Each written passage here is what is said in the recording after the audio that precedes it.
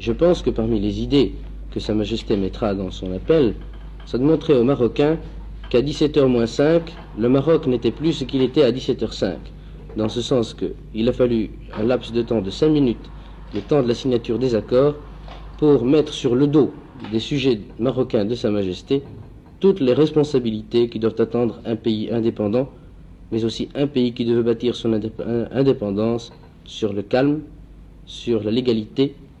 et surtout sur la sécurité. J'aimerais vous demander, Votre Altesse, de nous donner votre sentiment sur ces négociations qui se sont terminées vendredi au Quai d'Orsay et qui ont reconnu solennellement l'indépendance de votre pays.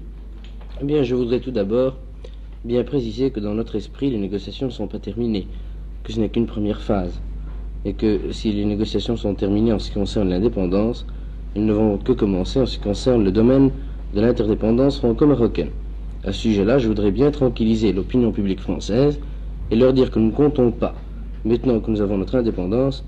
laisser traîner ces négociations d'interdépendance. Je voudrais qu'ils aient entière confiance dans ce domaine-là. En ce qui concerne l'indépendance du Maroc, j'estime que pour Sa Majesté le Sultan et pour son peuple, et surtout pour le souverain, c'est là la plus belle consécration de 28 années d'efforts qui fait que les Marocains et mon père à leur tête, s'ils ont tout sacrifié pour obtenir le bien suprême de la liberté, eh bien, ils n'ont pas sacrifié pour rien,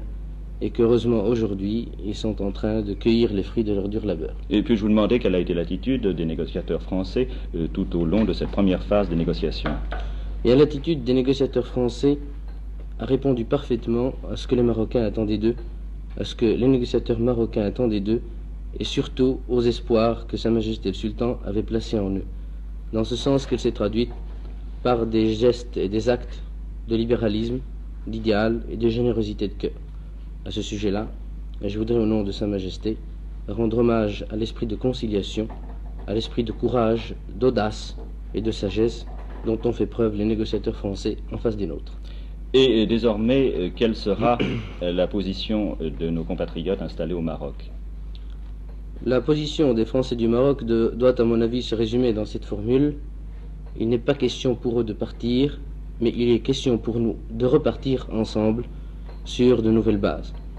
Et aujourd'hui que le Maroc est indépendant, il donnera certainement, avec beaucoup plus de générosité, ce qu'il considère comme étant le bien suprême des habitants du Maroc, les garanties de la personne, de la famille, des biens, des libertés et du statut personnel.